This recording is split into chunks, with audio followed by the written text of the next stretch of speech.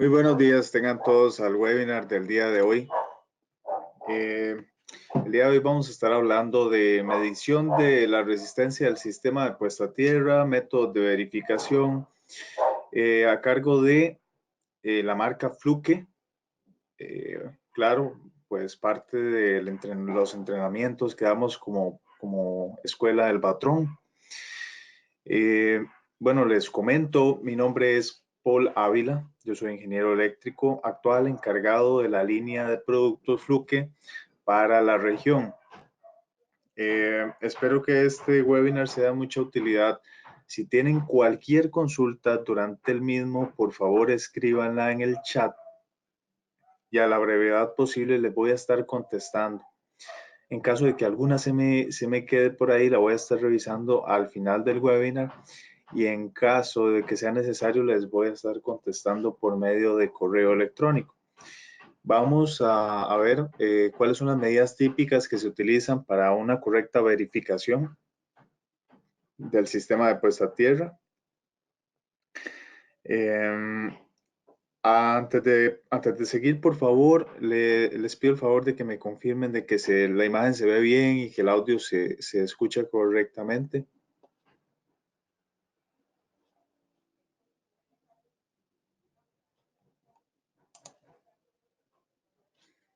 Todo bien. Muchas gracias, don Roy. Perfecto. Perfecto, gracias. Ok, continuamos. La agenda para este webinar va a ser, bueno, ¿cuál es la definición del sistema de puesta a tierra según el Código Eléctrico Nacional? Vamos a mencionar algunas normativas referentes al sistema de puesta a tierra.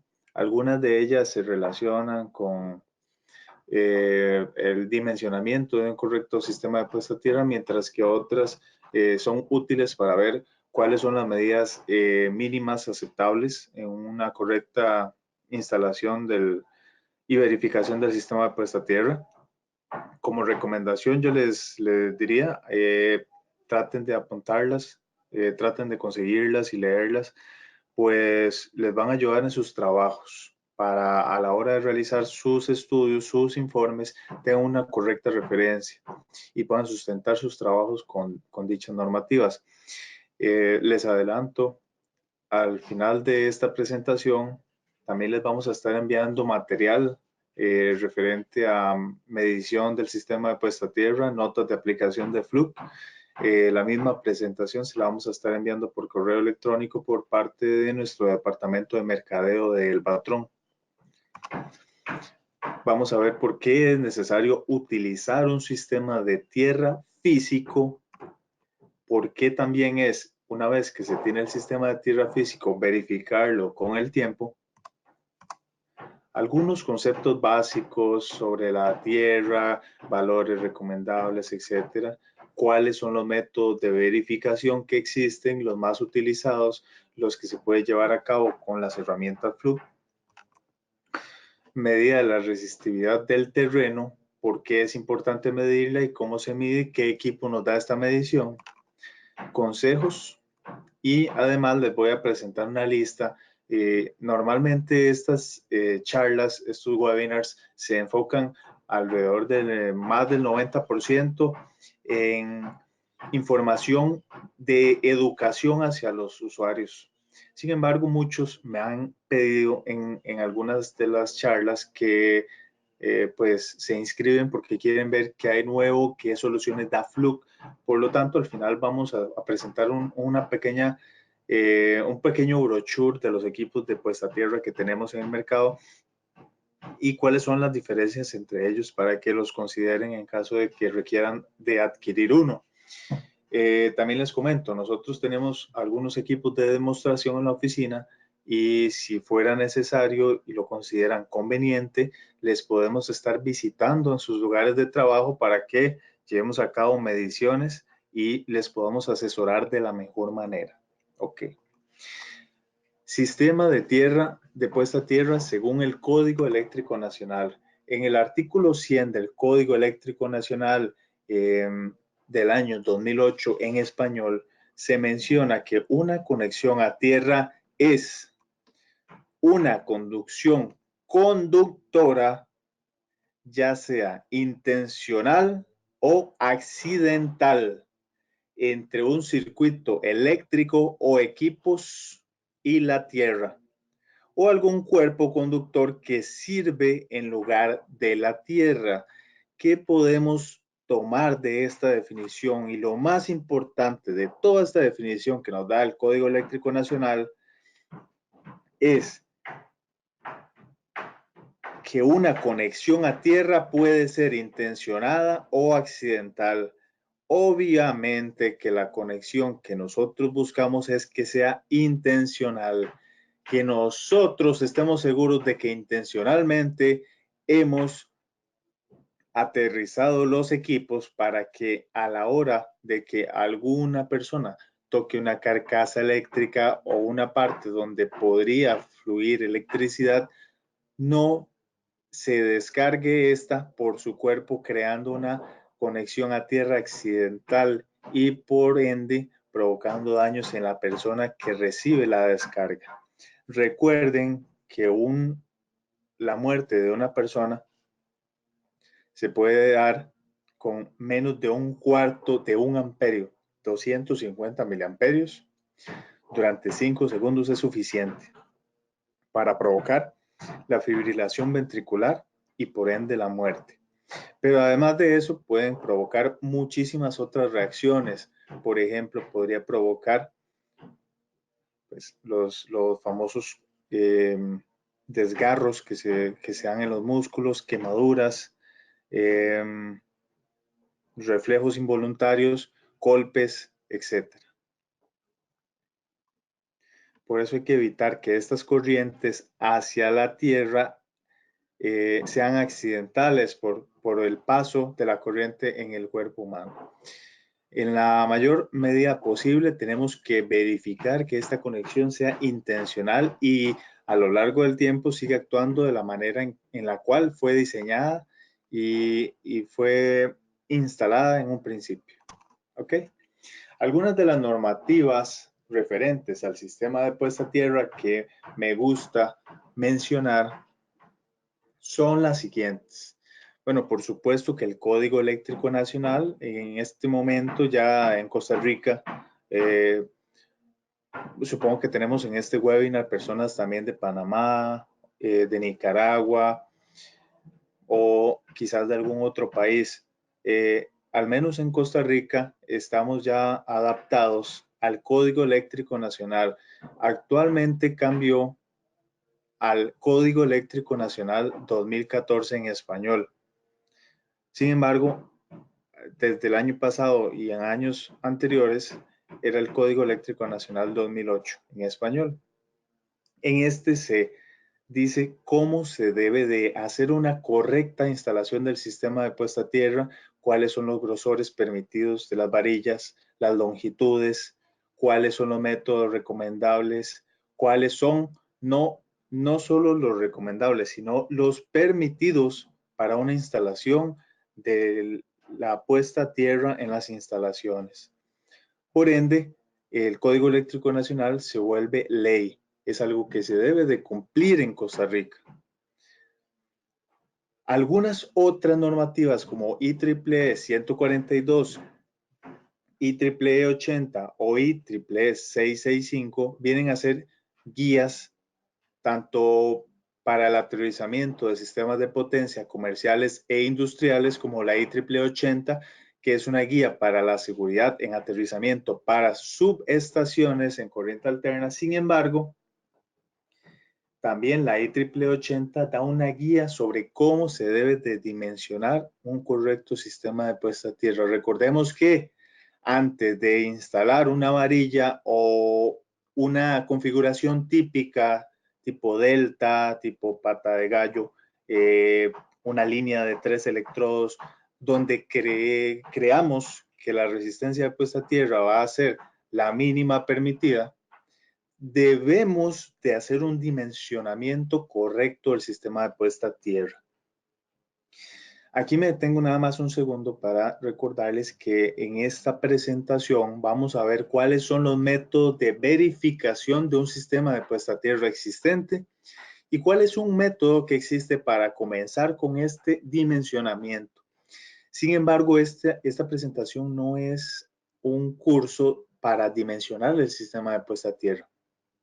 Es recomendable que todo ingeniero técnico eléctrico que trabaje en el área de construcción y en el área de mantenimiento lleve su curso por aparte del dimensionamiento del sistema de puesta a tierra y recomiende con base a normativas específicas como estas que se están mencionando, cómo se debe de llevar a cabo el procedimiento y recomiende el tipo de sistema a instalar con base a un diseño preestablecido. Es responsabilidad del ingeniero a cargo de la obra el que la puesta a tierra cumpla y no se haga gastar dinero de más al dueño de la construcción porque al estar finalizada no le aceptan la instalación, pues el valor de puesta a tierra es mayor al permitido. Esto no es concebible y esto no debería de pasar. Muchas veces pasa que no da el valor de puesta a tierra, entonces lo que empiezan es a agregar electrodos y aumentar el costo, no solo el costo de la instalación, sino que también no tenemos en todos los casos las condiciones del terreno para poder instalar los electrodos. Por eso es recomendable que siempre se haga un correcto dimensionamiento del sistema de puesta a tierra. Y por último, IEEE 665 es una guía para la seguridad en aterrizamiento para centrales de generación en corriente alterna. Ok. Muy bien. ¿Por qué es utilizar un sistema de tierra físico? ¿Por qué es importante utilizar un sistema de tierra físico? ¿Por qué no es solo importante, sino que es obligatorio utilizar un sistema de tierra físico? Hay diferentes razones. Una de las más importantes es por la limitación de los voltajes que causa la rayería o contactos accidentales de conductores de la empresa distribuidora con conductores de alto voltaje. Estos voltajes que pueden ingresar a nuestro sistema, llámese transitorios electromagnéticos, subidas de tensión, en algunos casos pueden ser también caídas de tensión. Estas amplitudes de los voltajes podrían terminar creando una falla que rompa los aislamientos o en algunos casos cree una caída de potencial cuando la persona tenga un contacto accidental con un equipo eléctrico. En estos casos se va a producir una descarga a través de la persona. Por eso debe de existir un sistema de tierra físico que pueda darle camino a este voltaje inducido. Otra de las más importantes es por la equipotencialidad de la instalación, conocida como la estabilización de voltaje. Bien es sabido desde que se comienza a estudiar cuando empezamos a ver los circuitos eléctricos, todos con una misma referencia, y se conoce esa referencia como el valor de tierra o el valor de 0 volts, debería de ser lo más cercano a 0. Bueno, aunque no fuera 0, todos los sistemas deben de estar bajo una misma referencia, porque en el caso de que no estén bajo una misma referencia, se van a crear caídas de voltaje entre un lazo de corriente y otro. Y estas condiciones van a provocar que los equipos no operen de la manera normal, sino que empiecen a oscilar sus voltajes y por ende su funcionamiento. Debemos de mantener un voltaje con un nivel relativo a tierra en cualquier equipo que esté conectado al sistema, que sea sometido a una misma diferencia de potencial, es la equipotencialidad de la instalación.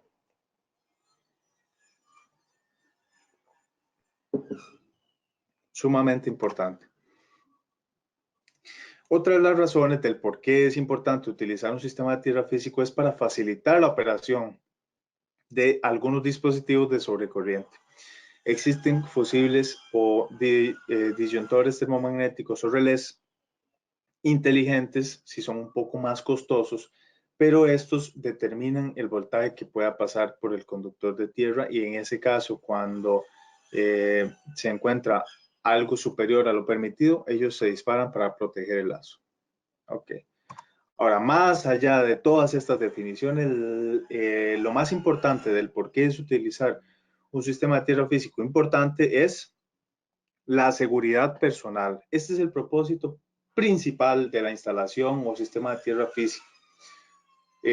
Claro, proteger a los equipos, que no existan estos voltajes, estas caídas de tensión accidentales que empiecen a crear lazos y empiecen a oscilar los voltajes en los equipos, que los van a terminar dañando, porque actualmente la electrónica es muy sensible a cambios bajos de voltaje, sino que también, y más importante que el perder los equipos, la seguridad de las personas que puedan tener contacto accidental con ellos. Muy bien. Una vez que hemos determinado el por qué es importante tener un sistema de tierra físico, por qué es importante utilizarlo, por qué es vital y obligatorio, ahora no nos podemos quedar tranquilos pensando de que el sistema de tierra físico va a estar enterrado en la tierra, que por estar enterrado en la tierra no le va a pasar nada.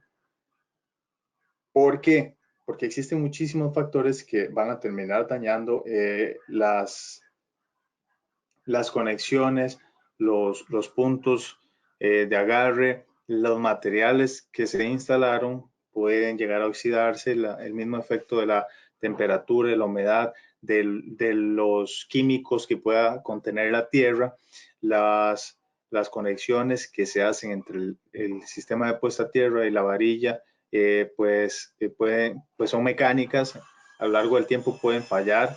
Se tiene que estar revisando que estén actuando como deberían de estar actuando desde un principio a lo largo del tiempo. La verificación de las tierras a lo largo del tiempo, que como mínimo se debería de hacer una vez al año, asegura que las tierras intencionadas funcionen correctamente. Eso al final es lo que estamos buscando, que las tierras intencionadas estén funcionando de la manera correcta. Sin embargo, si el camino intencionado a tierra falla, ¿qué puede pasar? Pues se van a producir, definitivamente se van a producir caminos a tierra accidentales. Esto es exactamente lo que no estamos buscando. Entonces, estas son las principales razones del por qué se debe de verificar a lo largo del tiempo, que no se creen caminos a tierra accidentales. Y para esto yo he visto montones de casos en los que el sistema de puesta a tierra en una instalación eléctrica es de lo que menos importancia se le da. Puede que una vez al año se subcontrate el servicio de revisión. ¿Están ustedes tranquilos como jefes del departamento de facilidades, de mantenimiento, de sus compañías, de sus empresas? ¿Están ustedes tranquilos de que las personas que están haciendo sus revisiones contratadas están capacitadas? ¿Están viendo ustedes cuáles son los efectos que tienen? ¿Cuáles son los problemas que se han desencadenado a lo largo del tiempo? ¿Cuáles son los valores que se han estado midiendo a lo largo del tiempo? ¿Bajo qué condiciones se está viendo enfrentado su sistema de puesta a tierra? ¿Han revisado la continuidad entre varillas?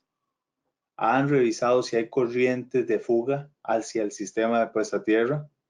Bueno, si la respuesta a estas preguntas es no, deberían de comenzar a preocuparse, porque el día en que alguna conexión a puesta a tierra falle, las pérdidas pueden ser significativamente grandes.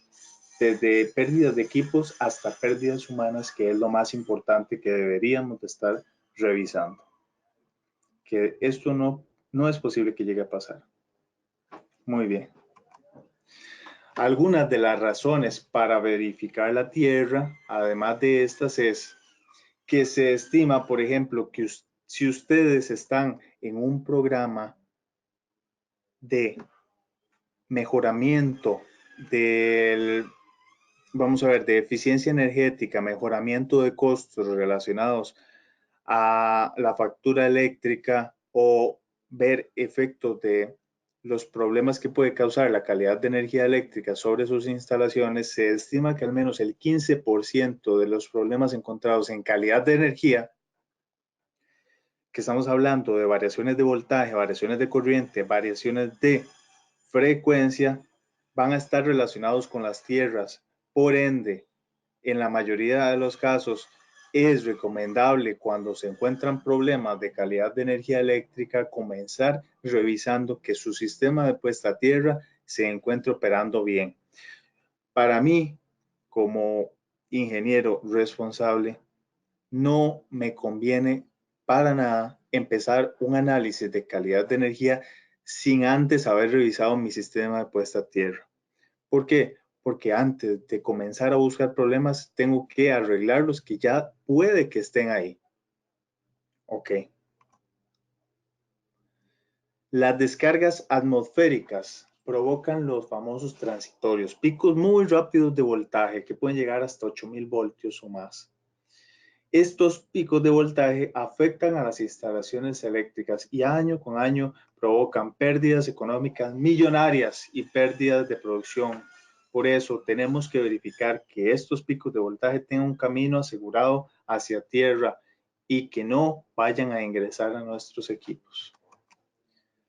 Obviamente, verificar la tierra es solucionar el problema antes de que aparezca. Estamos hablando de verificar de que el sistema de puesta a tierra esté operando bajo las condiciones para las cuales fue diseñada y que no solamente que el valor de puesta a tierra aumentó, sino que hemos verificado que existe continuidad entre varillas, que las conexiones están bien soldadas, que las conexiones están socadas, etcétera.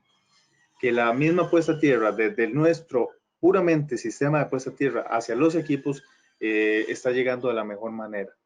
Recuerden, si en algún tablero secundario, en algún tomacorriente, en algún punto donde tengamos un neutro y una tierra, medimos la caída de voltaje que hay entre neutro y tierra y nos da 0, más allá de que sea en el único punto de conexión neutro-tierra, que recuerden que en toda instalación eléctrica solo hay un punto de conexión entre el neutro y la tierra, pero adelante de ese punto de conexión, ellos deben de salir separados.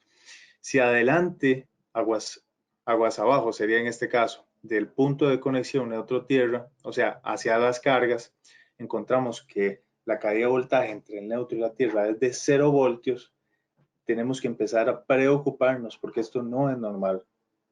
Quiere decir que se volvieron a cruzar el neutro y la tierra y por ende volvió a caer la caída de potencial a 0 voltios. No es normal. Es normal que existan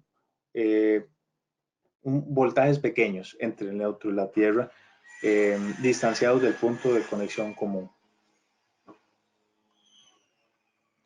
Y pues la verificación de tierras debería ser parte de un programa básico de mantenimiento predictivo. Entonces pregúntense ustedes mismos, ¿cuántos están llevando a cabo un programa de mantenimiento predictivo eficaz? ¿Qué métodos están utilizando? Termografía, calidad de energía, medición de vibraciones, alineamiento de ejes, medición de resistencia de aislamiento. Pero antes de llevar a cabo, estamos verificando el punto número 1, el punto de partida de la instalación eléctrica, que es su referencia a tierra. Se está revisando, estamos llevando a cabo las verificaciones adecuadas en tiempo, en lugar y con los equipos adecuados. ¿Ok?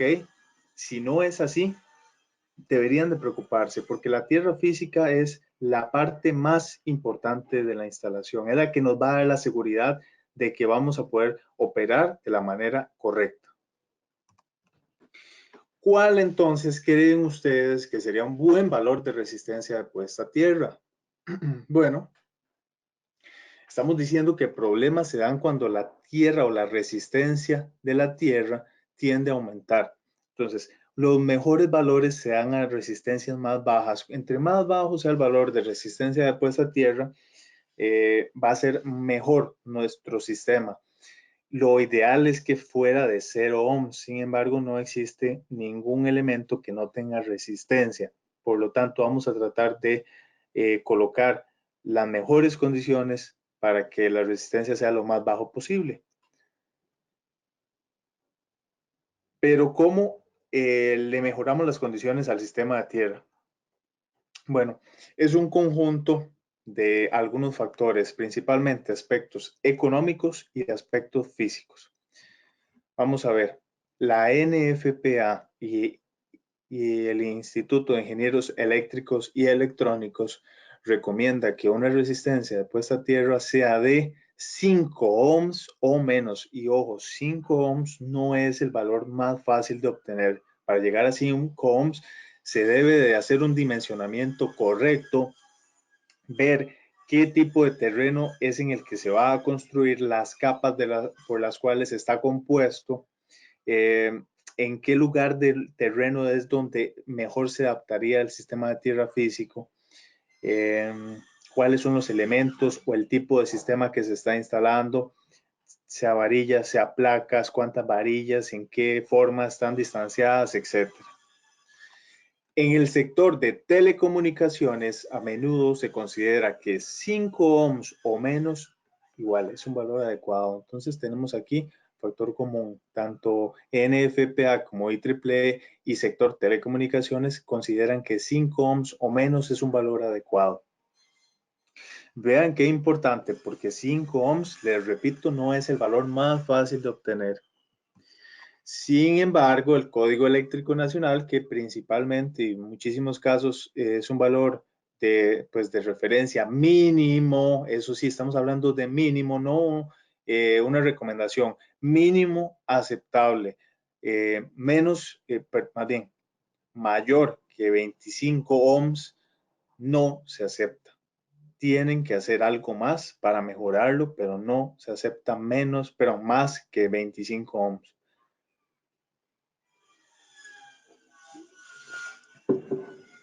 Hay que tratar de que ese valor sea más bajo. En la calle, en muchas instalaciones ya industriales o comerciales, los mismos dueños lo que solicitan de inicio o en carteles de licitación es que el valor de la resistencia tiene que ser inferior a 10 ohms. Y ojo, en instalaciones con equipos sensibles debería de ser inferior a 5 ohms, según el NEC en el artículo 250.56. Muy bien. No sé si tienen, bueno, de nuevo lo repito, si tienen alguna consulta hasta el momento, por favor escríbanla en el chat y vamos a ir contestándolas. Componentes típicos de un sistema de puesta a tierra. Ojo, y ojo la imagen. Yo no, ni yo, ni ustedes, nadie debería de considerar un sistema de tierra físico solo como la parte que está enterrada en la tierra. Eso no es correcto. Pues el sistema de tierra físico consta de varios componentes. Entre ellos está el conductor de tierra, que vean que es el que baja de la barra de tierras hacia la conexión entre el conductor de tierra y el electrodo. Y el electrodo de puesta a tierra, que es el que tiene que estar en contacto sólido con la tierra. Todo esto es parte del sistema de puesta a tierra. Entonces, cuando estamos midiendo la resistencia del sistema de puesta a tierra, se tiene que tomar en cuenta no solo el electrodo, sino también la conexión y el conductor. Todo esto es parte del sistema de puesta a tierra. ¿Ok? Bien.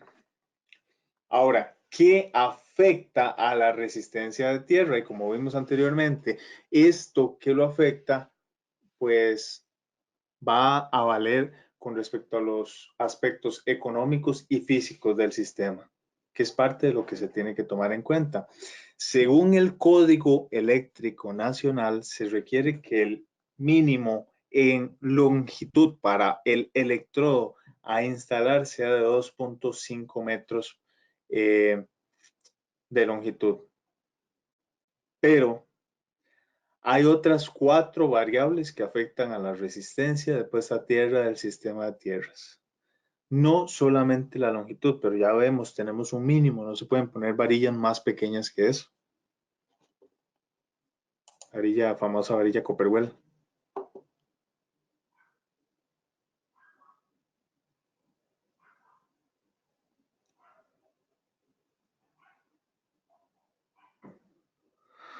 Vamos a ver, tenemos aquí alguna pregunta.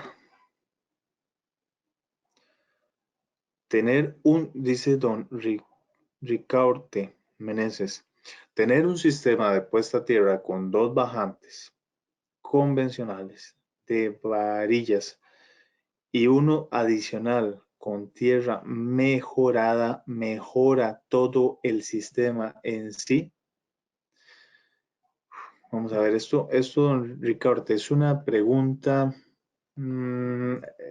es complicado, porque depende de muchas variables. Yo no le puedo decir que el que usted instale una placa o instale 15 electrodos más, bueno, definitivamente se lo va a mejorar, le va a mejorar el sistema, pero no necesariamente es la mejor forma, porque puede ser de que el costo económico sea muy alto, puede ser de que usted no tenga la capacidad en el terreno, etcétera.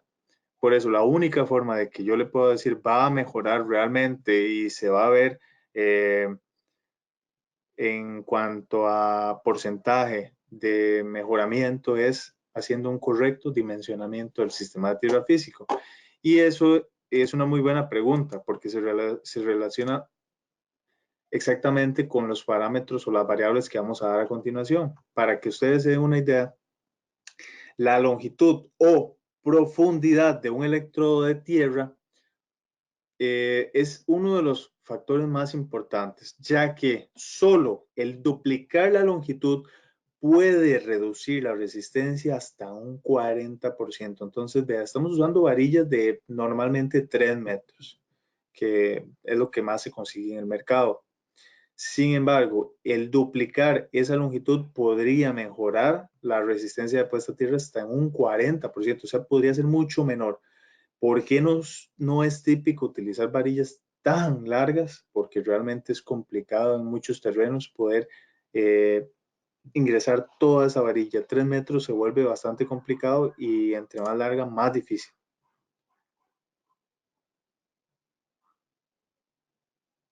Qué bueno, don Douglas nos visita, vamos a ver, nos está viendo desde México. Mucho gusto a todos. Bien. Eh, el primero es la longitud de la varilla, es importante. El segundo es el diámetro del electrodo de tierra. El Código Eléctrico Nacional nos permite utilizar varillas Copperwell con un diámetro mínimo de 3/4 de pulgada. Eso es lo mínimo. Más pequeños que eso no son permitidos.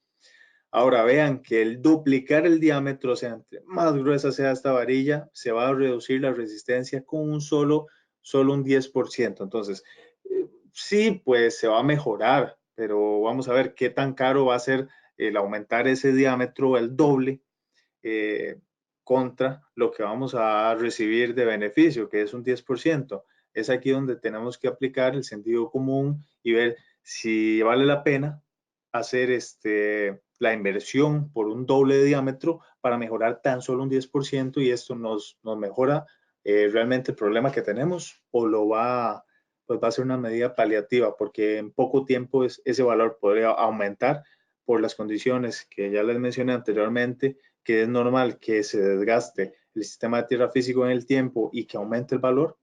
Ese 10% me va a cubrir durante suficiente tiempo para que yo tenga tranquilidad. Estoy revisando que ese 10% no se haya sobrepasado. Bueno, esto es parte de lo que tenemos que tomar en cuenta. Otro de los más importantes es el número de electrodos. ¿Por qué es de lo más importante? Porque normalmente en las instalaciones eléctricas, cuando no se hace un correcto dimensionamiento del sistema de puesta a tierra, nada más se dice, ok, vamos a instalar una varilla, vamos a instalar un delta, que son configuraciones típicas. Cuando se hace la medición y no da, lo que suelen hacer las personas a cargo es aumentar el número de electrodos, empezar a enterrar otros electrodos para ver si el sistema de tierra físico eh, disminuye la resistencia.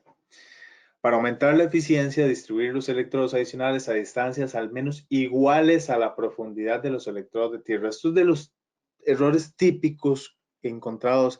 Yo les digo típicos porque tengo colegas o sea, he visto a estos colegas instalar o mandar a instalar sistemas de electrodos de puesta a tierra de 3 metros de longitud y distanciados a 1 metro de distancia. Esto, señores, es perder el dinero, eso es perder el tiempo, porque el radio de influencia del electrodo, donde este va a descargar la tierra que tiene alrededor, la esfera de descarga de esta varilla de tierra, se va a ver influenciada por un solo electrodo. O sea, los otros 2 electrodos no van a poder, no van a poder descargar la energía que viaja por ellos, porque están dentro de la misma esfera de influencia de la primera. Por eso, como mínimo, distanciarlos a no menos que la profundidad. O sea, si está a 3 metros, tenemos que distanciarlos a 3 metros de distancia. Es una regla. Ahora, normalmente no es tan alta el porcentaje de mejora con el número de electrodos. Siendo así que se puede llegar a un número de electrodos determinado en el que prácticamente no baja nada. Es mínimo lo que baja la resistencia. Por eso es que no vale mucho la pena nada más agregar electrodos por agregar. Se debe de revisar bien las condiciones del terreno. Primero, si se tiene capacidad para distanciar un montón de electrodos. Y segundo, qué cantidad de electrodos me va a dar la resistencia más baja antes de que yo siga agregando electrodos y el valor de resistencia no disminuya suficiente. Y obviamente que el diseño del sistema de puesta a tierra, de electrodo único, placa metálica, una malla, un delta, una pata de gallo, etc. Esas son las variables que afectan. ¿Okay? Algunos tipos de sistemas de puesta a tierra que podemos encontrar en la práctica son electrodo único, como el que vimos anteriormente, electrodos múltiples, malla perimetral, placa de tierra, malla de tierra. Actualmente existen otros métodos interesantes. Constan como de un cono que se introduce en la tierra y tiene mayor capacidad de disipación de energía. Con esto da también una resistencia más baja. Dependiendo del terreno y el valor de resistencia de puesta a tierra deseado, se elige ya sea electrodo único, electrodos múltiples, de qué material tiene que ser el electrodo, cuál es la conexión que se debe de hacer, etc. Se puede elegir cualquiera. Esto en el curso de diseño o de dimensionamiento del sistema de puesta a tierra, lo que les dice es, vamos a ver, existe un método para medir la resistencia del terreno. Conociendo la resistencia de su tierra, de su terreno, elija el método que usted desee, el que más le convenga por beneficio, costo contra resistencia deseada y espacio físico, e instálelo. Es la manera correcta, hacer una mezcla entre los factores de costo, espacio físico y resistencia deseada. Muy bien. Con esto estamos finalizando la parte introductoria al sistema de tierra físico. Pero vamos a entrar en detalle en cuáles son los métodos de comprobación de la conexión de puesta a tierra, o sea, los métodos de verificación. Hay básicamente 4 métodos de comprobación de la conexión a tierra. Los métodos más conocidos son los que se van a presentar a continuación. La comprobación de tierra existente. Para comprobar una tierra que ya existe, tenemos 3 métodos. Y esto es simplemente para verificar esta tierra. Un método muy conocido es el de caída potencial. En este se usan típicamente 2 estacas, se pueden usar 3 estacas. Entonces se conoce como el método de 3 o 4 polos. Medición selectiva. Aquí se usan las mismas estacas que en el método anterior, pero además se adiciona una pinza de medición de corriente. En el método sin estacas, que normalmente pues se usa un equipo que es de pinza, o sea, no hay que entrar estacas. Y el método para dimensionamiento del sistema de puesta a tierra más conocido, que es el de resistividad del terreno. En este sí es necesario usar 4 estacas. O sea, el equipo que tengamos para hacer la medición tiene que tener capacidad de 4 estacas.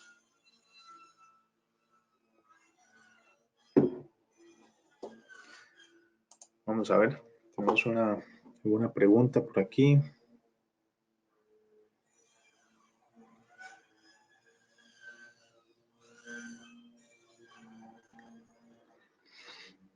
Nos dice don Cristian Rojas, saludos. Después de la subestación en tableros, no es conveniente interconectar tierra y neutro. A ver si me puedes extender un poquito la pregunta, don Cristian. Cuando estás hablando de subestación, estás hablando de media tensión, estás hablando de subestación hacia los usuarios o la instalación eléctrica en la misma subestación.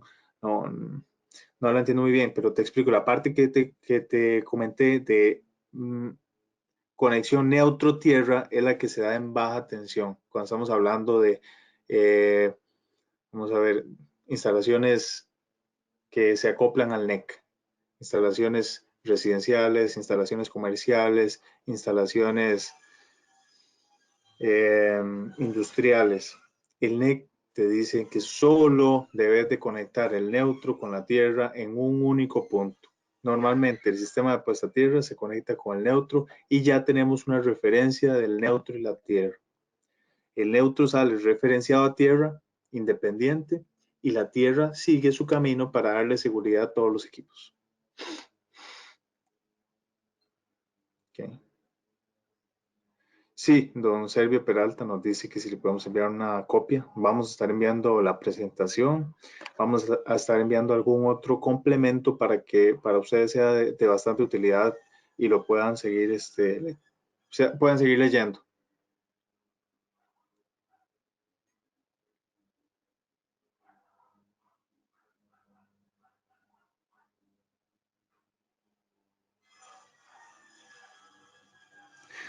Douglas Chacondo nos dice Douglas, ¿cómo funciona la selección de este sistema a nivel de terrenos rocosos? O sea, donde la mayoría del terreno es roca sólida.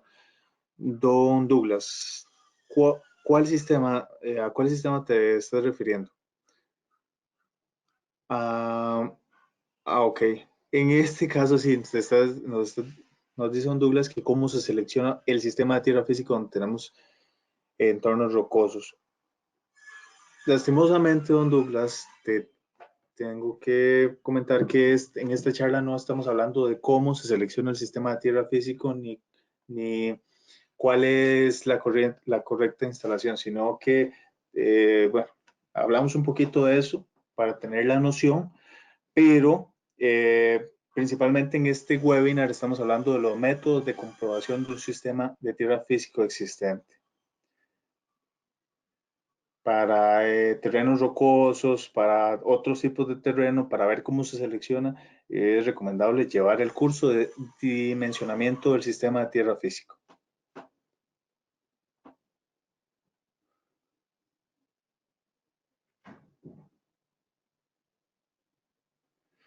Un comentario que nos da don Delvis Ramos, un comentario muy aceptable es que nos dice, tenemos que tener claro que en un sistema de tierra físico existen dos metas importantes. La primera es baja resistencia del sistema y equipotencializar nuestro terreno. Y es una muy buena, sí, es un muy buen comentario porque realmente esto es pues nuestra meta. Okay. Continuemos por aquí. Bien, la resistencia de tierra y la resistividad del terreno deben de medirse ¿cuándo? Al instalar un nuevo sistema, al comprobar periódicamente, mínimo una vez al año, que los sistemas de protección contra rayos, sistemas de puesta a tierra, sistemas de puesta a tierra de telecomunicaciones, etcétera, al instalar equipos de gran tamaño, tales como transformadores, conmutadores de alta tensión o maquinaria especial, y por supuesto, antes de instalar el sistema de tierra físico. Y en este caso es el único caso donde no vamos a medir el sistema de tierra físico, sino que vamos a medir la resistividad del terreno para diseñar el sistema de tierra físico. Bien, entrando un poquito más a detalle con los métodos de verificación del sistema de tierra físico, tenemos el primero. El primero es la medición de caída de tensión. Medición de caída de tensión. Este es de los métodos más utilizados tiene algunas consideraciones. Este método se puede hacer con 3 o 4 picas. Vean en la imagen que en la imagen tenemos 3 picas. En esta imagen se está midiendo sobre el electrodo de tierra, el electrodo de la instalación, y se están colocando 2 picas auxiliares, 2 picas externas. Normalmente son picas pequeñas de 30 centímetros de longitud. Otra consideración, bueno, obvia que lo acabamos de ver, es que requiere la posibilidad de clavar picas. Eso quiere decir que tenemos pues que tener consideración de que se va a ahorrar un poquito más de tiempo. No todos los terrenos es fácil clavar las picas, por lo que tenemos que considerar esto. Y otra, que es la consideración más importante de la medición de caída de tensión, es que se requiere que se desconecte la puesta a tierra del resto de la instalación. Y esto es una condición bastante peligrosa, porque quitarle la puesta a tierra a la instalación no es algo que se pueda hacer por mucho tiempo. Es más, no debería de permitirse. Pero es la única forma para poder utilizar el método de medición de caída de tensión. Tenemos que sacar la puesta a tierra de la instalación por completo y medirla por aparte con este método. Ahora, ¿cómo funciona este método? Básicamente, ojo, se coloca una estaca externa y una estaca interna. Estas son las dos auxiliares que se colocan. Y el equipo lo que hace es que genera una corriente conocida a una frecuencia conocida. Él puede inyectar corrientes alrededor de 4 frecuencias y él automáticamente selecciona la frecuencia que mejor se adapta según el terreno para poder ser leída. Entonces, inyecta una corriente conocida en la estaca externa. Esta corriente viaja por la tierra hacia el electrodo de puesta a tierra que estamos midiendo y genera una caída de potencial entre el electrodo de tierra y el electrodo interno que tenemos auxiliar. El equipo conoce la corriente, mide esa caída de potencial y por ley de Ohm, voltaje igual a corriente por resistencia, despeja la resistencia y calcula la resistencia de este electrodo. Así de sencillo funciona este método. Ahora, para realizar esta prueba, la pica auxiliar se debe de colocar a cierta distancia del electrodo a medir. Esa distancia como mínimo tiene que ser el triple de la distancia o longitud que tenga el electrodo interno. Entonces, imagínense que este electrodo es de 3 metros, el electrodo auxiliar externo debería de estar mínimo a 9 metros de distancia. Pero para este método es recomendable que esté por lo menos a 10 metros de distancia, ok, no importa.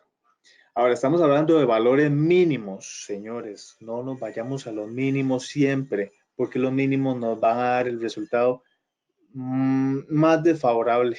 Debemos de ir a un máximo, algo alcanzable, algo que nos dé bastante margen de medición. ¿Cómo se utiliza correctamente? ¿Cómo debería de llevarse a cabo correctamente el método de caída de tensión? Bueno, ya sabemos que consta de 2 electrodos auxiliares y el electrodo a medir. Que este no se mueve porque es de la instalación. Lo que hacemos es variar. Ok, primero se conecta un cable al electrodo de puesta a tierra y otro al electrodo externo que se debe distanciar lo máximo posible. Ok, imaginémoslo que solo tenemos 10 metros de distancia para distanciarlo. Se coloca a 10 metros de distancia y tanto este como este quedan fijos, tanto el electrodo de puesta a tierra como el externo quedan fijos.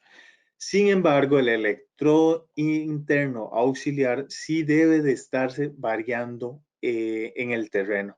¿De qué manera se tiene que estar variando?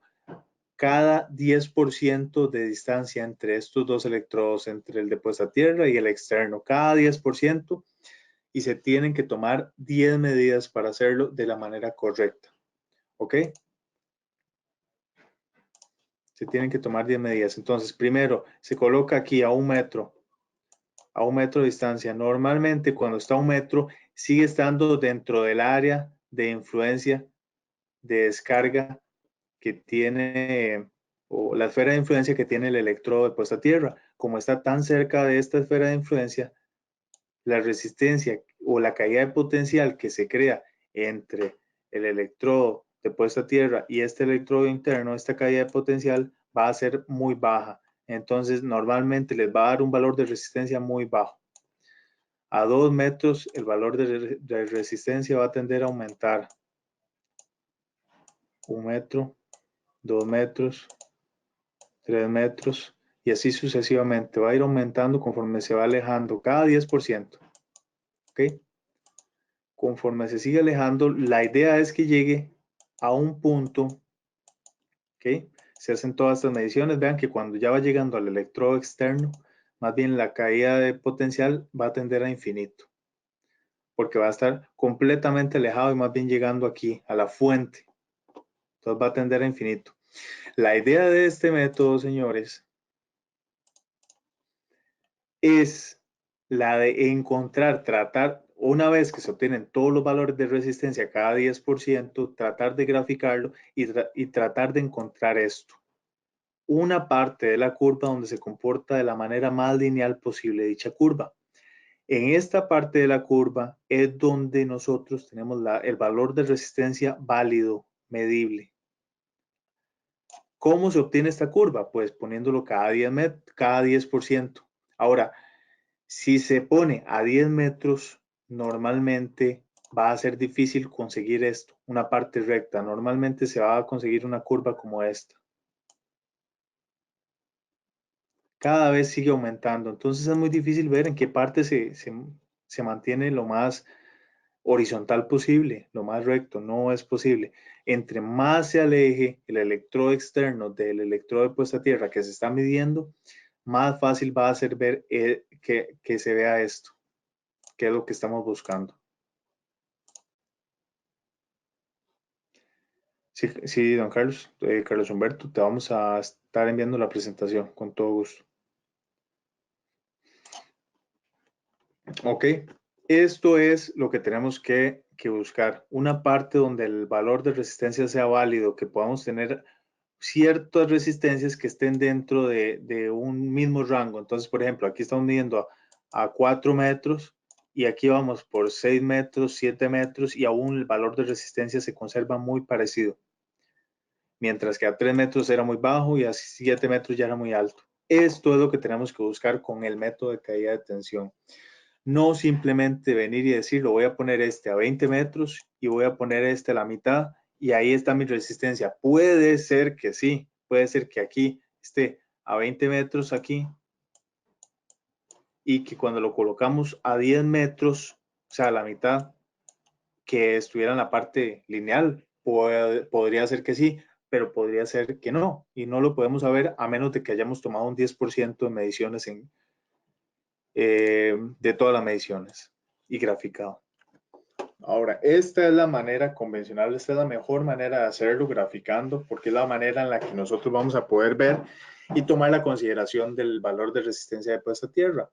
Sin embargo, existen otros métodos a utilizar o otras técnicas a utilizar en este método. Una es la técnica del 62%. Esta técnica simplemente dice que se coloque el electrodo externo lo más largo posible, no sé, digamos que 10 metros o 20 metros o 30 metros, lo más largo posible, y que el electrodo interno se coloque al 62% de la distancia entre estos dos, o sea que se coloque por aquí, a 6.2 metros, al 62%. Si fuera 20, a 12.4 metros. Eso es lo único que dice este método. Es un método, pues, es una técnica recomendada, es una técnica que en muchos casos pega con el valor de resistencia que debería de estar. Sin embargo, no es la técnica más certera porque simplemente estamos tomando una aproximación y lo estamos poniendo ahí.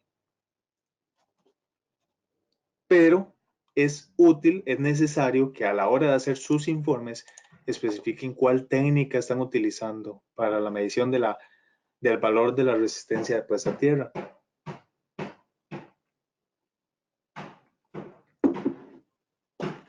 Otra técnica y mucho más certera que esta anterior, del 62%, es la técnica de la pendiente de TAC.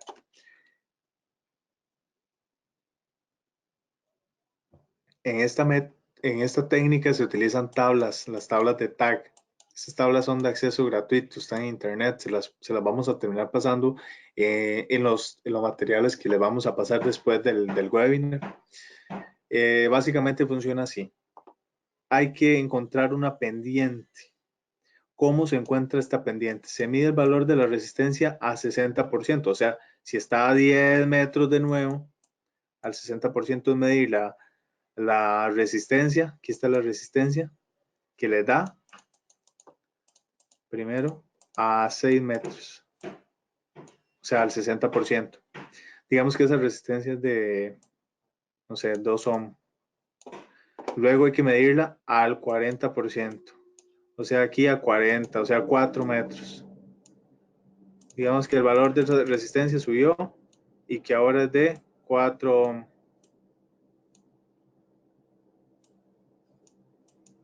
¿Okay? También ya tenemos el de 40, que es de 4 ohm. Y luego hay que medirla al 20%. Entonces al 20%, que de 10 sería 2. Y en 2 es muy baja, entonces digamos que es de 1 ohm. Entonces es de 1 ohm. Listo. Entonces sería, bueno, en este caso más bien pongámosle que está fuera de 6, que es más alta. Entonces 6 menos 4, que sí, va a continuar siempre subiendo entre más largo. 6 menos 4, 2. Y 4 menos 1, 3. Entonces 2 tercios sería la pendiente. 2 tercios. Nos vamos a la tabla de TAC. Buscamos 2 tercios. Y cuando llegamos ahí nos dice que el valor de la resistencia de mi sistema está al 6.4%, por ejemplo, pero al 64%, por ejemplo. Entonces, con este valor nos vamos de nuevo al terreno y la ponemos la estaca del medio, la ponemos a doblar un poco aquí. Digamos que la pendiente dio 2 tercios. Esto en la tabla nos dice que 2 tercios es que la resistencia al valor está en 64%. Entonces me voy otra vez al terreno, coloco la pendiente del centro en el 64%, que sería 6.4 metros. Y ahí mido el valor de mi resistencia. Sé que me da 4.2 ohm. Ese es el valor de mi sistema de puesta a tierra según TAC. Esta es la forma de utilizar el método pendiente de TAC. Muy simple, muy fácil, pero es mucho mejor que la técnica del 62%. No sé si quedó claro, si queda claro la forma en cómo se utiliza esta técnica. Espero que sí. Para que la sigan haciendo bien. Bien. Algunos factores a considerar de esta técnica de caída de tensión. La estaca externa la estaca externa, la que se coloca lo más largo posible, debería estar como mínimo lo que les mencioné anteriormente, 3 veces la profundidad de enterrado del electrodo de puesta a tierra. Lo mejor, o más bien lo mínimo, es realizar 10 mediciones para poder formar la curva. No se deben de hacer mediciones hasta saber cómo se encuentra configurada la malla. ¿Por qué esto? Simplemente porque se debe de alejar los electrodos externos y el electrodo auxiliar interno de manera perpendicular a la malla, para que nos aseguremos de que estamos saliendo del área de influencia o de afectación de los electrodos. Entonces, les voy a poner aquí un ejemplo. ¿Qué pasa si tenemos un sistema de puesta a tierra compuesto por un delta? Pero no lo sabemos, nada más vamos a medir sobre este electrodo. Entonces, la manera correcta sería alejarnos de manera perpendicular de este electrodo lo más posible. ¿Qué pasa si no conocemos el sistema y nos alejamos para acá? Uy, qué tirada, porque estamos entrando en el área de influencia de estos otros electrodos. Entonces ya esta medida no va a ser válida. En cambio, si seguimos para allá, nada más nos tenemos que asegurar de salir del área de influencia de este electrodo. Por eso es que tiene que ser de manera perpendicular. Y debemos de saber cómo se encuentra configurada la malla. Además, en el caso de hacer una medición a una distancia menor a la mínima, el resultado no será válido. No será válido. Por eso es que yo les digo, jefes de mantenimiento que se encuentran en el webinar del día de hoy, traten de supervisar cada vez que se subcontrata un servicio de medición del sistema de puesta a tierra. Revisen si se está haciendo como mínimo a una distancia prudente, cuál técnica están utilizando para medir la pendiente de TAG, el 62%, están haciendo las 10 mediciones, se están alejando de manera perpendicular. Por lo menos revísenlo una vez para que ustedes ahora sí estén tranquilos de que están haciendo un trabajo de calidad. Medición selectiva. Ojo, este es el segundo método, medición selectiva. Y afortunadamente este método funciona exactamente igual al método anterior. Exactamente igual. Vean que se colocan electrodos auxiliares. Ahora, ojo, se me olvidó decirles, porque yo les dije en un principio que en el método de caída de tensión existe la posibilidad de colocarse 3 o 4 picas. Vean que aquí lo que tenemos son 3 picas. Si se coloca la cuarta pica, que el equipo trae para una pica más, simplemente esta pica funciona para eliminar el valor de resistencia a los cables de prueba. Puede ser que en un caso específico nos pidan 10 ohm y que por los mismos cables que tienen su resistencia esté dando 10.5, no sé. Entonces se coloca otro electrodo y se elimina el efecto de la resistencia que le están agregando los cables, simplemente. Ahora, en el de medición selectiva funciona exactamente igual al método anterior. Sin embargo, es un método mucho más seguro. ¿Por qué mucho más seguro? Porque en este vean que viene el conductor de puesta a tierra y está conectado al electrodo. En este método no es necesario zafar o quitarle la conexión, el sistema de puesta a tierra a la instalación. No hay que quitárselo. Se puede hacer la medición con el sistema de puesta a tierra conectado. ¿Por qué? Porque en este método va a funcionar igual, se inyecta una corriente por el electrodo externo, se mide la caída de potencial que hay entre el electrodo interno y la estaca a medir, pero se coloca una pinza de corriente que va a medir la corriente que llega a esta pinza. Por eso el método ahora va a saber qué es lo que realmente se requiere, cuánto es la corriente que está pasando por acá, por esta resistencia, y cuál es la caída de potencial creada. Con esto calcula de nuevo la resistencia por ley de Ohm.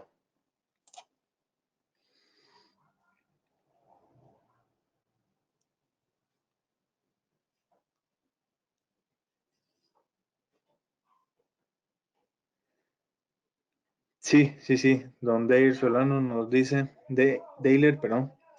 Buenos días. Si lo que tengo que hacer es una malla en lugar de un electrodo, por ejemplo, una malla de una casa de máquinas, ¿puedo utilizar el método de caída de tensión? Sí, correcto. Aquí se está representando solamente con un electrodo. Pero yo les puse el caso, les acabo de poner un caso, por ejemplo, de un sistema de puesta a tierra que está compuesto por 3 electrodos en una malla conectados en forma de delta. Nosotros conectamos el equipo solo a un electrodo, que es a este, pero en realidad lo que estamos midiendo es todo el sistema de puesta a tierra porque todo está interconectado. Entonces, lo que sí tenemos que hacer es saber que nos tenemos que alejar de manera perpendicular. No podemos alejarnos hacia donde están los demás porque los demás van a tener influencia. En cambio, aquí no. Eso es lo que yo les quería dar a entender. Entonces, este método funciona exactamente igual al de caída de potencial. Sin embargo, como les comentaba, en este método se mide la corriente que está pasando por el electrodo a medir, y el equipo, ya sabiendo la corriente, que es lo que nos importa, que está pasando por ahí, midiendo la caída de potencial, puede calcular la resistencia del sistema de puesta a tierra teniendo conectado el sistema de puesta a tierra a la instalación eléctrica. perfecto, porque eso era lo que estábamos buscando. Ahora, no hay que tener, no hay ningún problema de que esta pinza vaya a medir una corriente de fuga, por ejemplo, porque la corriente que genera el equipo, como le mencioné anteriormente, viene a una frecuencia determinada. Y esta corriente tiene la capacidad de filtrar a esa frecuencia, filtrar las demás y poder medir lo que realmente le interesa al equipo. Aquí, bueno, aquí tenemos la definición y lo que dice es exactamente eso. Con la pinza solo se mide la corriente que fluye a través del electrodo de tierra, que es la que nos interesa. Muy bien. Medición sin estacas.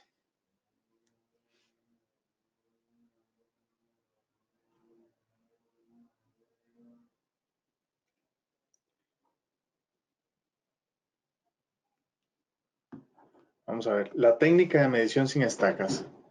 Para muchos es la técnica más utilizada. De las técnicas más utilizadas. ¿Por qué? Porque es una técnica fácil de aplicar. Es una técnica que elimina la peligrosa actividad y engorrosa, sobre todo, de tener que desconectar el sistema de tierra físico de la instalación. Imagínense en un transformador, tener que abrir el transformador, quitarle la conexión. Esto es difícil, es complicado y es sumamente peligroso. Entonces, este método no hay que quitarle la tierra a la instalación, pero este método funciona por circuitos cerrados que funcionen en paralelo. Así, por ejemplo, tienen que ver la imagen que está aquí abajo. Un lugar típico donde se utiliza este método es donde exista una conexión neutro a tierra en una barra. Vean que esto es en cualquier instalación industrial, cualquier instalación comercial, residencial, solamente, y repito, solamente se debe de conectar el neutro a la tierra en un único punto, que normalmente es a la entrada del neutro de la compañía distribuidora, o sea, cerca del medidor, en el tablero principal, donde tengamos nuestro sistema de puesta a tierra, donde se haya colocado el sistema de puesta a tierra completo, con la estaca, con el bajante, etc. Entonces vean que viene el neutro de la compañía distribuidora, se pega la barra, a la misma barra se pega la tierra del sistema de puesta a tierra y luego ellos dos deberían de salir independientes. Debe existir otra barra que está aquí para la tierra y una barra para el neutro. Muy bien. Vean aquí donde se está utilizando el método sin estacas. ¿Cómo funciona el método sin estacas? En este método, pero básicamente lo que vamos a tener es dos transformadores. Uno que es de voltaje, que va a inducir un voltaje a una frecuencia determinada. Este voltaje va a crear una corriente que viaja por medio de la resistencia, el valor de puesta a tierra. Y esa misma corriente viaja por la tierra devolviéndose por otras resistencias que estén en paralelo. Vean que todas estas están en paralelo. Al estar en paralelo a distancias muy largas, por lo general son distancias largas que están los transformadores de poste, que son donde se cierran los lazos. Vean que estoy cerrando el lazo, la corriente está devolviéndose por ella hacia donde estamos midiendo. Vean que se está devolviendo, está volviendo. Al estar en paralelo, las resistencias van a ser muy bajas, entonces todas estas resistencias van a ser despreciables, siendo que nos deje nada más la resistencia de la puesta a tierra, que es la que nos interesa. Entonces el equipo está inyectando un voltaje, está creando una corriente, la corriente viaja por un lazo y se devuelve hacia el mismo punto donde es medida por la otra pinza. Tenemos una pinza para inyectar voltaje y una pinza, pero aquí está la inyección de voltaje y una pinza para medición de corriente. En este método, bueno, dependiendo del equipo, por ejemplo, un 1625-2, este equipo viene con dos transformadores, que son los que yo les mencioné, tienen que estar distanciados a 10 centímetros o más. Sin embargo, existen otros métodos, o más bien otros equipos que nada más traen los dos transformadores. Ya es la típica pinza, la 1630-2 de Fluke, que la vamos a ver ahorita, que ya traen los dos transformadores, entonces nada más hay que ponerlo alrededor del bajante.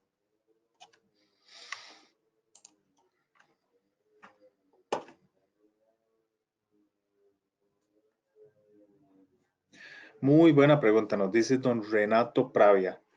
Renato nos dice, ¿cuál es la diferencia para usar la técnica de caída de potencial y el método selectivo?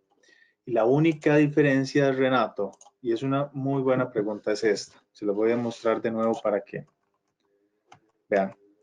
Caída de potencial, simplemente tenemos electrodos, solo electrodos. Y ojo, en caída de potencial, Renato, tenemos que desconectar la puesta a tierra de la instalación. Hay que quitarle la puesta a tierra a la instalación eléctrica. Medición selectiva, tenemos electrodos y además de electrodos tenemos una pinza de medición de corriente. La ventaja es que la pinza de medición de corriente nos permite que la puesta a tierra siga conectada a la instalación eléctrica, o sea que nos evitamos los problemas de seguridad y los problemas engorrosos de quitarle la puesta a tierra a la instalación.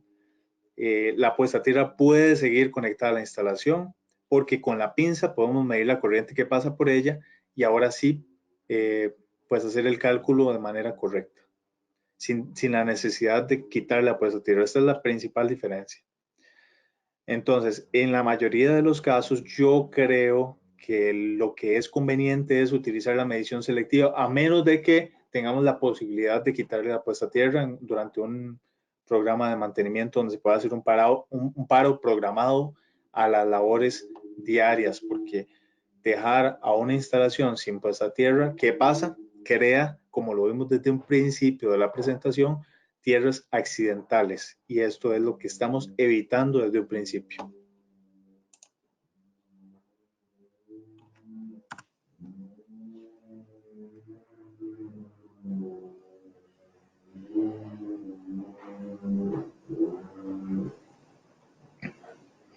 No sé si te quedó claro, Renato.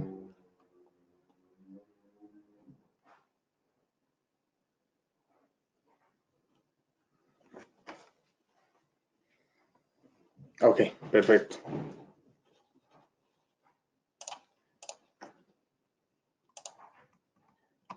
Okay. Volviendo a la medición sin estacas, es uno de los métodos más utilizados, realmente muy fácil, pero vamos a ver, aquí tenemos un problema más, que es que este método no se puede utilizar en cualquier sistema de puesta a tierra. Vean que aquí claramente se está representando. Para este método tenemos que utilizar el concepto de cargas en paralelo, que en este caso serían estas otras. Todas estas son cargas en paralelo. Tiene que haber alguna carga en paralelo, o sea que tiene que haber un sistema de puesta a tierra en paralelo al sistema de puesta a tierra que estamos midiendo para que se pueda cerrar el lazo. Si no existe este método, este sistema de puesta a tierra en paralelo, el método no es válido. Así, por ejemplo, les voy a poner este caso. Vamos a ver, tenemos una torre donde tenemos un pararrayos. Y ese pararrayos tiene un bajante. Y está conectado a su puesta a tierra. Aquí está su tierra. Si yo quisiera medir la puesta a tierra de la resistencia de puesta a tierra aquí, del pararrayos, que es toda esta que está aquí, vamos a ver, ¿puedo utilizar este método sí o no? La respuesta es no, porque vean que no tengo dónde regresar esta corriente. Yo voy a generar un voltaje que va a generar una corriente que viaja hacia tierra y por dónde hago yo que se regrese para poder medir todo esto otra vez y con el otro transformador de corriente medirla. No tengo cómo, a menos de que este pararrayos tuviera dos bajantes. Entonces ella va a venir y se va a volver por el otro. Pero esto no es normal. Normalmente los pararrayos solo tienen un bajante. En este caso,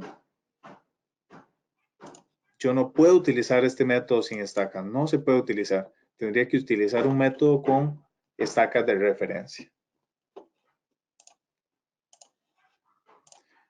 Por eso es que es importante saber en qué lugares puedo utilizar un método o en qué lugares puedo utilizar el otro. Sí, este es muy fácil, pero no es el conveniente para todas las instalaciones. ¿Ok? Como último método, ya vimos los métodos para tierras existentes, tenemos el método de medición de resistividad del terreno.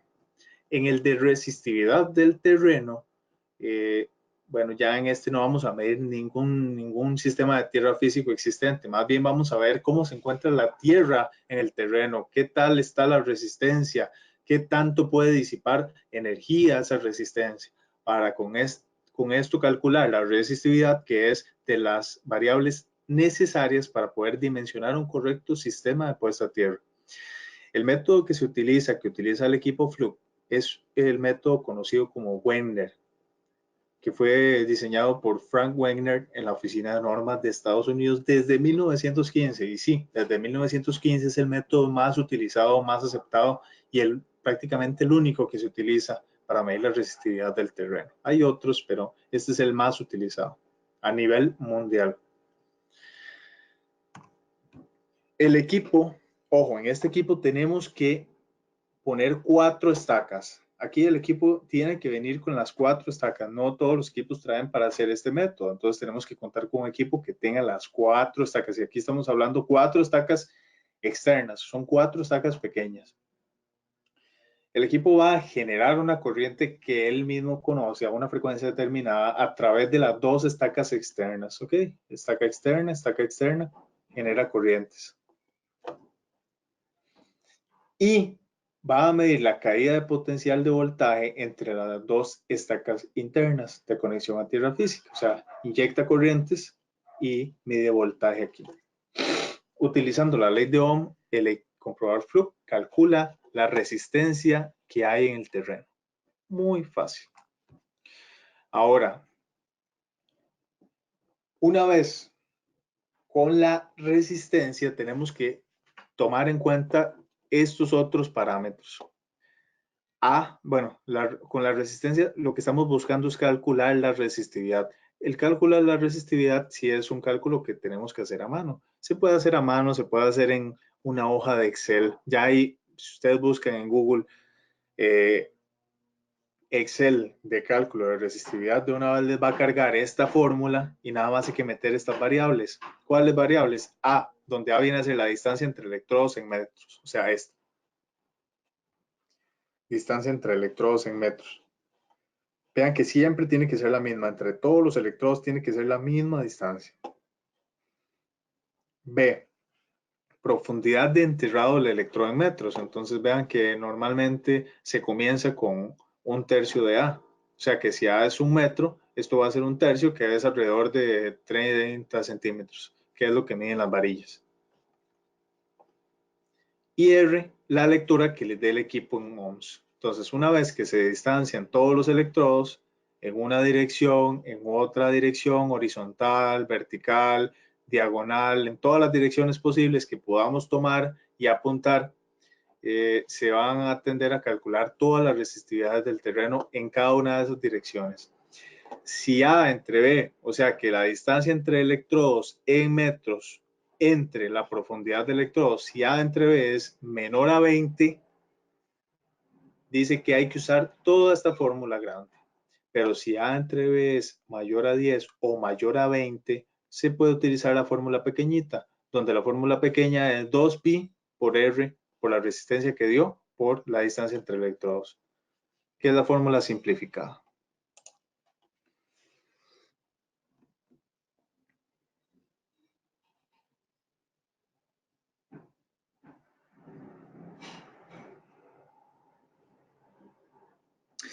Don David Ramos nos dice: consulta, en una instalación que consta de pararrayos, puesta a tierra eléctrica, puesta a tierra de telecomunicaciones, ¿qué recomiendas?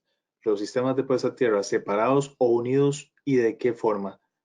Bueno, el Código Eléctrico Nacional, don Delvin, nos dice que todos los sistemas de puesta a tierra tienen que estar unidos en un mismo punto.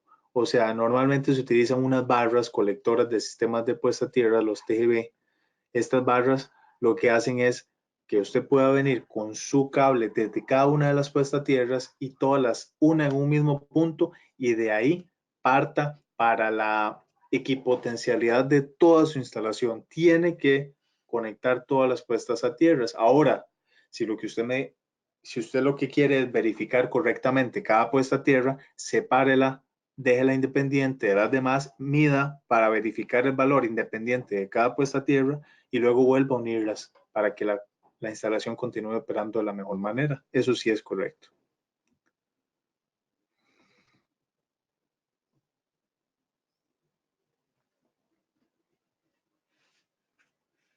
Ok, aquí nos dice don Cristian Rojas un comentario válido, muy buena recomendación.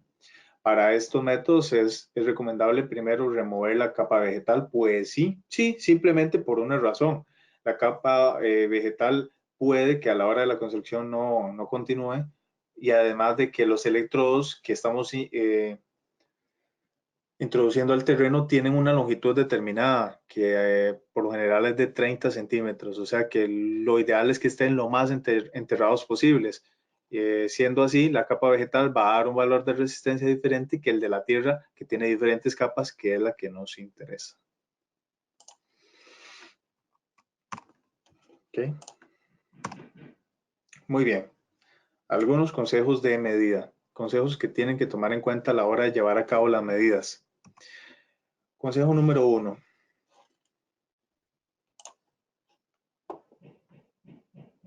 Perdón, don Servio Peralta nos dice pasar el correo, por favor, para hacer consultas posteriores con todo gusto. Perdón, don Servio, al puro final de la presentación yo les voy a dejar mi contacto con el correo, número de teléfono. En caso de que tengan cualquier duda, si requieren una visita para ver algunos equipos Fluke de otras familias, con todo gusto les podemos asesorar y visitar. Y por favor, si me escriben, yo les voy a estar contestando a brevedad posible. Entonces, como parte de los consejos tenemos realizar una inspección del área. Esto es importantísimo.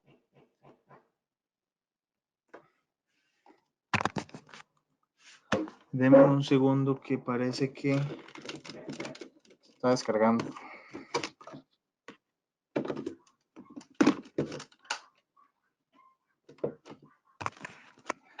Que se está descargando la computadora.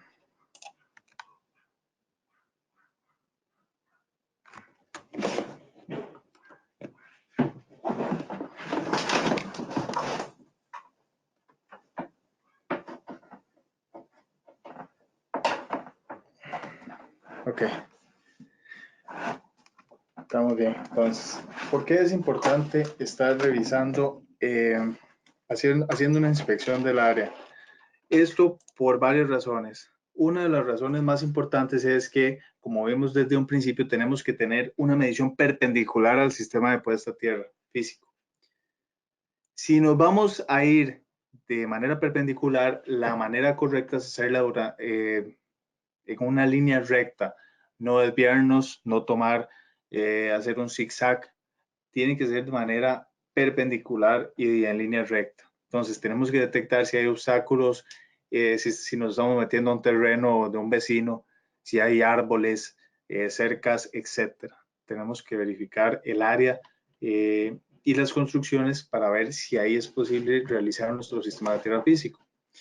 Los electrodos deben de estar bien alineados e igualmente esparcidos. Y eso es lo que yo les decía, tienen que estar alineados. No podemos tomar zigzag o quitarnos árboles o brincarnos una medida porque a los 3 metros hay un obstáculo. No se puede.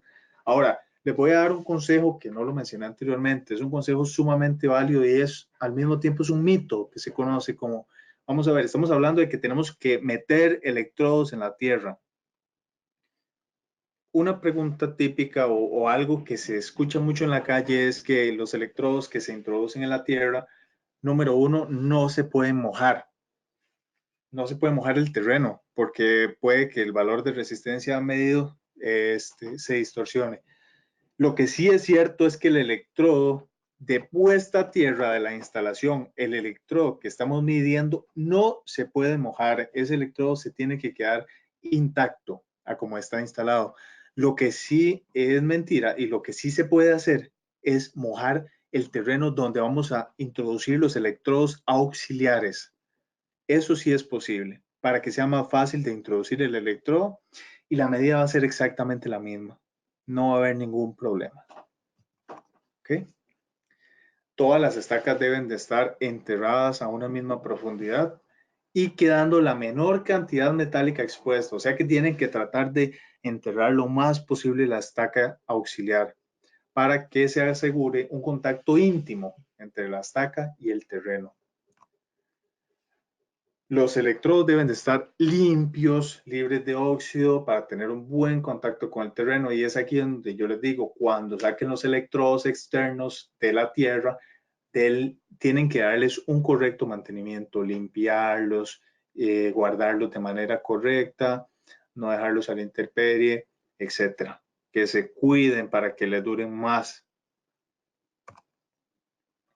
Una buena caracterización estacional, o sea, registrar los datos de fecha de medición, fecha de la última acontecida, cuáles son los periodos secos y lluviosos, si había mucha humedad en el momento, si acababa de llover, para que sean comparables, para que no solamente se convierta en una medición de resistencia típica que se hace de vez en cuando, sino que sea una medición o un mantenimiento entre dentro del mantenimiento predictivo, o sea, que yo pueda comparar una medición con otra, que pueda comparar historiales y que pueda ver si el valor de resistencia está aumentando, si está viéndose afectado por algo externo. Lo recomendable es que las mediciones se hagan en periodo seco. ¿Por qué? Por obvias razones, porque la resistencia va a estar en el peor escenario. En periodo húmedo la resistencia va a tender a ser más baja. Obviamente que no se realicen mediciones en condiciones adversas. Si es rayería, no se pueden hacer mediciones. No hay seguro de trabajo que cubra a las personas que estén llevando a cabo mediciones bajo rayerías. Si les pasa algo, pues obviamente que es culpa de las personas que están llevando a cabo las mediciones. No es correcto y tampoco es correcto hacerlo bajo lluvia. No es lo mejor, ni el equipo está hecho para hacer las mediciones bajo lluvia. No está bien. Y obviamente usar equipo de protección personal. Muchas veces pensamos que estamos midiendo tierra, que todo es seguridad, que cuando hay una buena tierra, etcétera.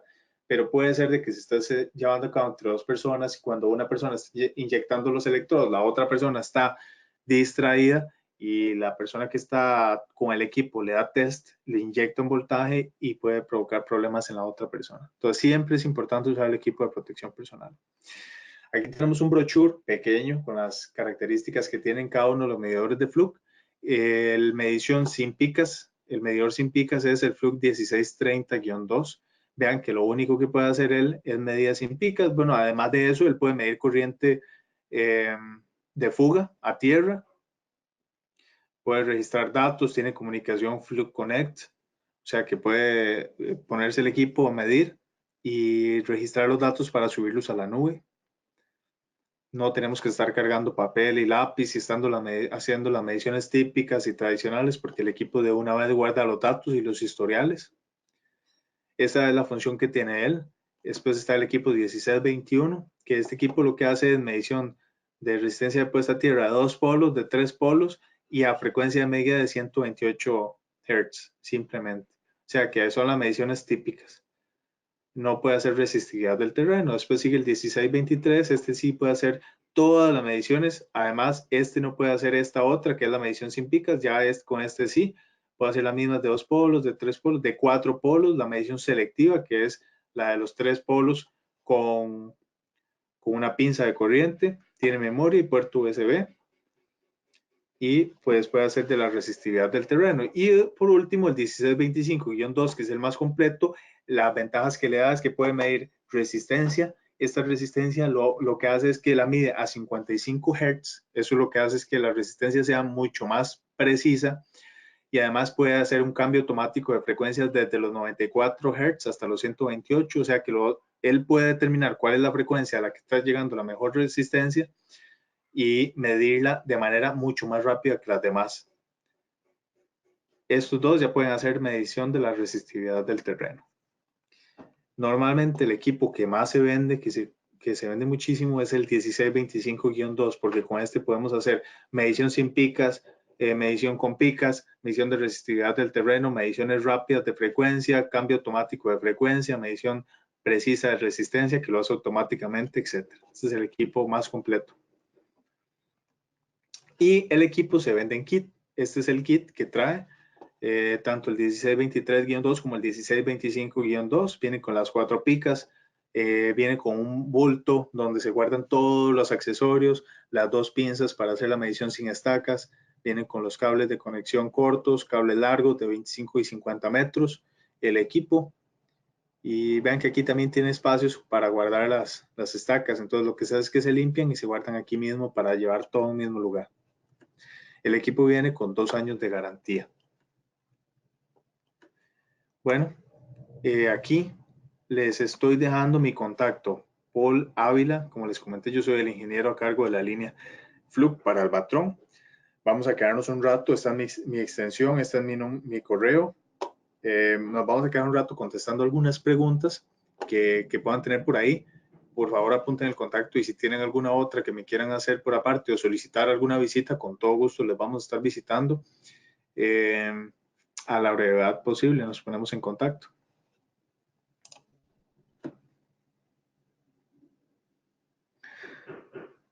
Que nos dice Telvis Ramos, para mejorar la resistencia al suelo, ¿qué método nos recomiendas y si está normado por alguna institución?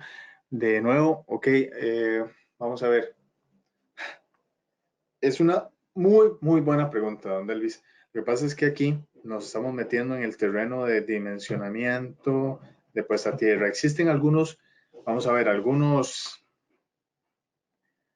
aditivos como algunos cementos especiales que se pueden introducir a la tierra para que ésta mejore la resistencia. Sin embargo, a lo largo del tiempo los componentes químicos se van a ir perdiendo y la resistencia va a tender a aumentar. Entonces tenés que estar midiendo a cada rato para ver cuando ya la resistencia pues ha subido. Otra es obviamente verificar las conexiones, verificar si los materiales se encuentran en óptimas condiciones y no simplemente cambiar la varilla por una nueva, cambiar los cables, cambiar las uniones. Si el valor es muy alto, agregar algún otro electrodo, conectarlo en serie al sistema de puesta a tierra a una distancia determinada. Todos estos son recomendaciones que se pueden hacer para mejorar el sistema de puesta a tierra. Estimado Servio, don Omar, muchas gracias por la información, muchas gracias por haber estado presentes todos. Excelente, muchas gracias. Por favor, enviar presentación. Con todo gusto les vamos a estar enviando la presentación y demás materiales.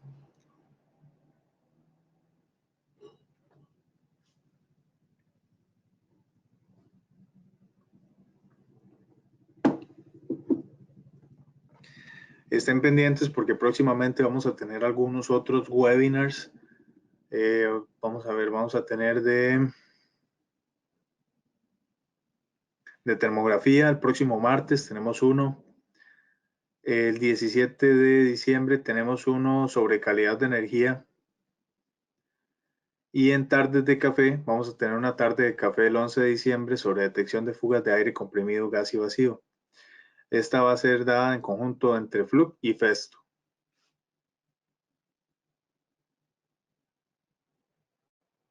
Para el próximo año vienen algunos seminarios en hoteles y algunas otras tardes de café y webinars para que estén pendientes. Vamos a estar obviamente que actualizando la información y vamos a estar dando cada vez más consejos a la medida de lo posible. Así que bueno, no sé si tienen alguna otra consulta por ahora. Por ahora esto era pues la presentación que traemos preparado para ustedes. Espero les haya sido de mucha utilidad. Muchas gracias, don Delvis, que nos sintonizó desde Panamá.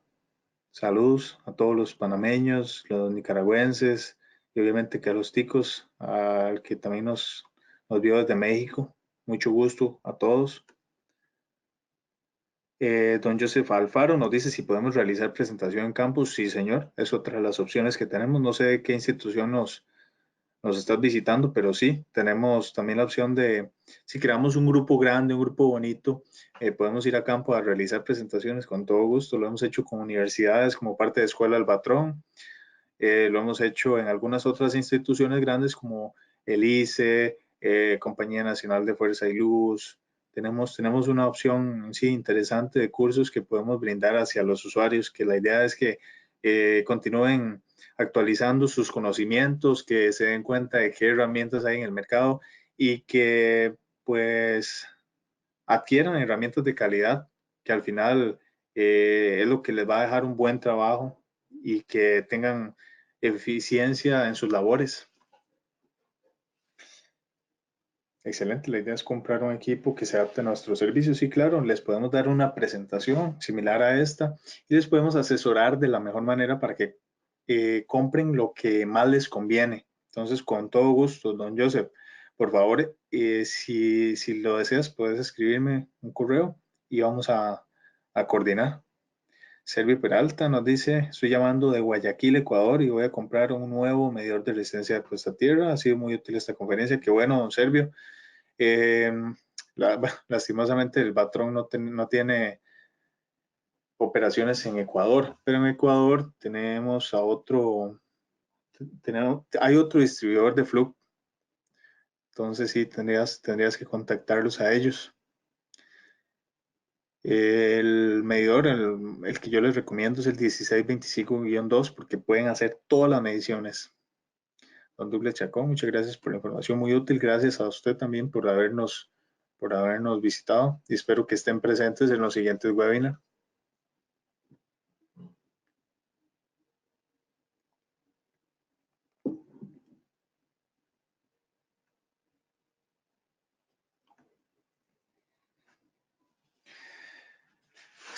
Excelente presentación, don Joseph Alfaro. Que tenga buen día. Bueno, señores, muchas gracias, colegas, todos por haber estado presentes. Este es el final de la presentación. Cualquier otra consulta, con todo gusto les voy a estar respondiendo, ya sea por llamada o por correo electrónico. Que tengan muy buen día. Espero verlos pronto en los futuros webinars y, de ser posible, visitarlos en sus compañías. Es parte de mis labores, me gusta mucho visitar clientes, así que aprovechen el recurso, aprovechen que Fluke y el Batrón está a la disposición de ustedes como usuarios para continuar educándolos y soliciten las visitas, que para eso estamos nosotros. Que tengan muy buen día y éxitos en las funciones.